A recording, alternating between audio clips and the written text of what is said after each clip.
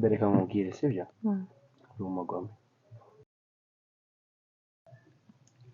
Hey beautiful people, welcome back to my channel. It's your girl Cyane and I am back with a new banger.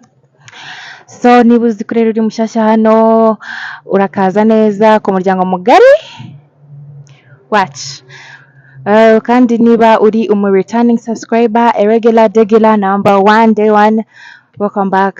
Hanyuma rero uyu munsi dufite gukora akavideo gatoya prank. Urumva ndi mu kindi gihugu. Nari najya kubabwira ndi mu kindi gihugu. I'm somewhere in Africa. And yeah, I came to see my man my boyfriend. Yeah. Naje kureba my man and I refused to have peace. I don't want peace. I want problems always. I don't want peace. I want problems always. So yeah, kanze nsubire inyuma. Urumva? So uyu munsi rero ikintu tugiye gukora, ngiye kumuprankinga, ngiye kumubwira ko ngiye kujya hanze kwiga. Gusa nta na kimwe nigeze mubwira, sinigeze nyine, nta kintu na kimwe kihari nigeze mubwira. So he's going to freak out, I guess. Turashaka kureba reaction yiwe, ndamusaza nyine mubwira ukuntu ngiye kwigendera. Anyways, ari hanze ahagaze hariya arimo aravugana n'abantu. Njyewe kuko nzi umugambi mubisha wanjye, naje kuba ndi kwigishwa nyine hano. Hope he doesn't see me. So tugiye kuta tugarukana, ndasiga nsetinze camera kugira ngo atagira ikintu na kimwe amenya. Tugiye kurya rero ubu ngubu. So ubu ngubu guys, araje peace, ndaje kamanze musubize inyuma mbane nuko nsetinga camera.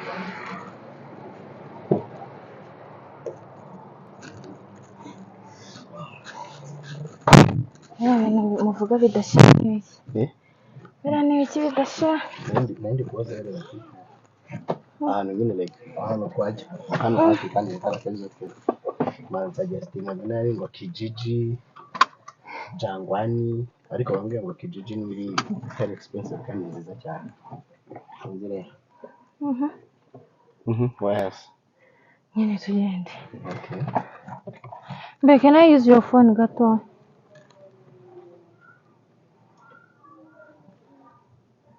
Jya guhamagara mama. Aso ahubwo se ama interview araguhamagara mu Rwanda. Yego. Ni kuri WhatsApp n'undi nama. Ngira nyine cyane. Nose waba uzimije gato. Ndashonje ariko mwahigira vuba. Okay. Man, this place is hot. Huh? I know. Njye ndimo ndatranspira buri kanya. Okay. Hello? Oui, mama. Ni sawa. Ni heza. Ya, turi kumwe. None se bisaba ko umuntu abanza kujya muri Uganda kuko ntabwo hano ubanza na ambasade yahihaba. Ubwo bizasaba ko njya muri Uganda. Passport renewing. Nzagenda. Oya, ubuse ko nakoresheje laissez-passer nyine. Ni ingaruka nzahita njya kuri renewing. Nyine niba amagahunda igihe nzagera muri Uganda.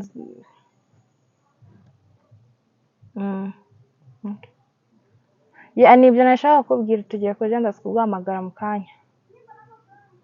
Ndamusuhuza.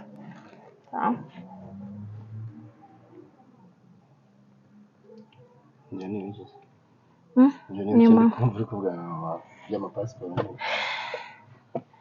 Ni pasiporo nyine nca ntusari pasiporo ngira. Nyine ndabezi ko yarangiye. Kuri muri yashaka kutayishatse tugiye kuzana Tanzania.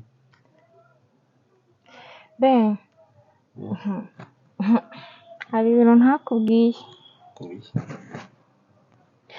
Okay. Mama yarambujije kubikubwira, urumva? Ibiki nyine? Nyine yambujije kubikubwira hakiri kare. Ariko nyine I need to tell you. Tuzagera. Ange agiye kunjyana muri Swede kwiga. Iyo ni imikino. Ngiye kujya he? Ngiye kuri kureba ngo ugiye muri Swede be. Ngiye Swede kwiga. Yego, none zo wagira ngo ni ikibazo. Numva ari igisubizo se? Sibuje kwinyinisha cyangwa uri seri. None zo wagira ngo ugiye kubigiraho ikibazo. Ngiye ntabwo mbujije kugenda se. Ugaruye ibi niba nakubije kugenda. None wowe uribwira urashaka kugenda tu. Muzi ikibazo kire? Ikibazo kire ngiye cyari kiri iyo ngenda se. Wowe ntabwo wari kuzagaruka vuba. Hanyuma uzajya kwiga umunsi umwe wa kabiri garuka. Ngiye wenda naza ntabwo bazamfungirana nkaho wowe wari ugiye kugenda ngo bagufungirane. Ubwo ntabwo ese bingambwije kuri rata. Nikize. Ngize kuri mani nyine. Nazumva ndi gukinana na mama. Uri seriye urashaka kugenda? Ntabwo ushaka ko ngenda, ntabwo ushaka ko njya kwiga. Ngiye kwambuje kujya gukora. Ngo ntabwo ngo kure ngo hanze. Iki? Ntuza turi muri competition. Nyine ngiye kwambuje kujya gukora none ukaba wumva yuko ngo ntabwo nagusiga ngo iki n'ibiki wowe kugiye kunse ukajya kwiga. Hano se ntabwo wigaga? You come with me. Ntakibazo. Inde? Ngiye nzajya nawe ku ishuri se? Uzagenda nawe? You need to get serious, sibyo? Mbwiza ukuri ugiye ngo niba uri kunkinisha mbwira tugende tujye kwirira ureke ibyo bintu kandi niba wumva rwose ari nuko bimeze umbwire ngena nigende nisubira no kwiryana kuko uri murayinisha. Twaje ahangaha kugira ngo ukunde unsezereho tu wigendere. Nta kibazo kirimo. Urumva nta kibazo kirimo? Okay. Ngiye kujya gukora. Ngiye kujya hanze nabikubwira buri kintu cyose giteguye urabyanga ngo ntabwo ushaka ngo usiga. None we iwanyu barakubwiye ngo ugiye kujya kwiga hanze ngo ibiki n'ibiki urashyushyura gihe uransiza right? Ntabwo nashyushye nyine. Yindira wabona niyo visa ntayo nzabona. Nyine ariko mu by'ukuri no kuba planinze gusa. Uje niba Imana ibishaka. Imana ibishaka nyine ntabwo yabishaka ko ngenda se. Ntabwo yabishaka kuko utagiye nyine. Burya bwose nawe nkunda tu. Ahubwo ni wowe utankunda ko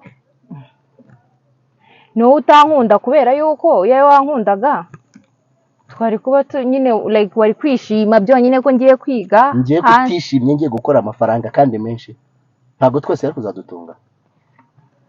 Ntabwo gushaka kumbwira nawe. Nkubwire neza. Umuririmbo reba hariya sheri hani wakoze kuba ugiye kunsiga. Reba hariya. Nyine mbwira. Mbwira iki se pe nakubwiye. Nyine tu mwara bipanze we ni wanyura upanga kunsiga. Yego. Ntabwo napanze kugusiga. Akobe nose basi turi gupfike.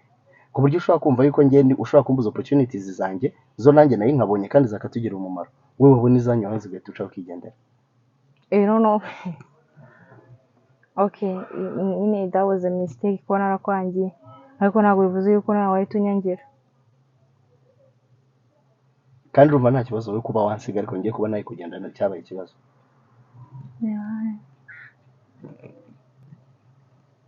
Ndebe iki? Nari mbonye kuguhamagara. What else then? Umva be, seriously.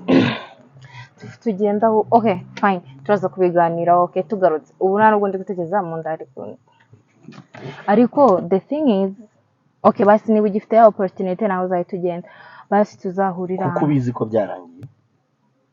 Opportunity se arubwo kama mwanje yari. Ngiye ntabwo ndi nakuye. Ushaka ntunakire. Iki se kundeba. Ikibazo nuko nakubujije kugenda akaba yananye cyo kwambuje kugenda cyangwa utambujije iki kuko kubw'umutima gukunda arambye ngo ndike kugenda bireka sibyo ariko we kuko wumva utankuna nacyo bikubwiye bakubwiye kugenda uri kansura agira nsize nazi ikibazo nuko ngiye ntabwo ndi kumva ikibazo nuko ngiye ikibazo nuko bereka nkubwire sibyo uri umugome ubimenye kuri umugome basi ntabwo ndi bujyana kurya tu nta nubwo nkibishaka ngenda bishaka genda iki He wants to leave me in the streets of Lagos. Oh, so okay. Genda ndayitwara. Nuko bageze na Lagos rero. Batangiye no kuvuga gosco. Dar es Salaam na Lagos ni bimwe. Nivugiraga se bite byawe. Sigara hano nyine tu. Mva bereka nkubwire sibyo? Uri umugome, rimwe kabiri gatatu uri umugome. Ndanaregreta n'impamvu naje nanga. Iyo mbimenye nkanigumiririye. Ngo naje muri vacances n'umukunzi kumbe for you planning to go ukanga. Gusa urankunda. Subiza ubwo urankunda. Zalala. No. Iki? Man nuki niba ukeneye kurya ugenda ujya kurya njye ntabwo mfite nta na appetite mfite yo kurya. Sibyo? Usigara ngaho.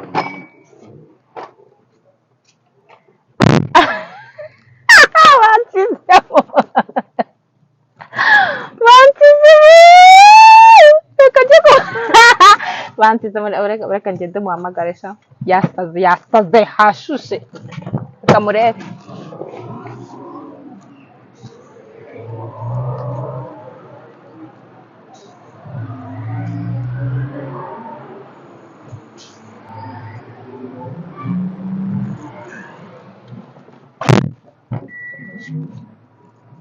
Nani se de wagiye wiga no gutuza. Ntuza.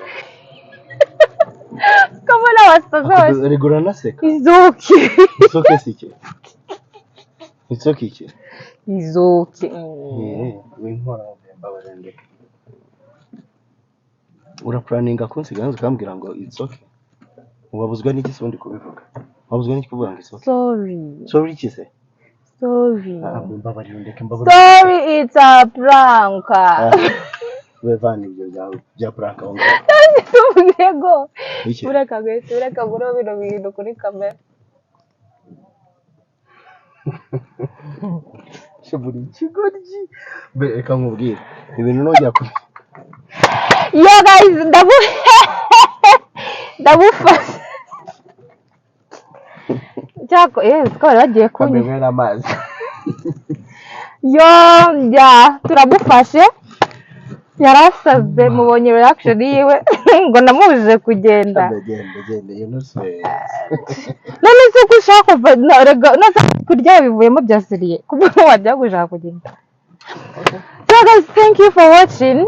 Ubu ngubu tugiye kurya, turaza kuvugana mu nyuma cyangwa ya ahubwo bye.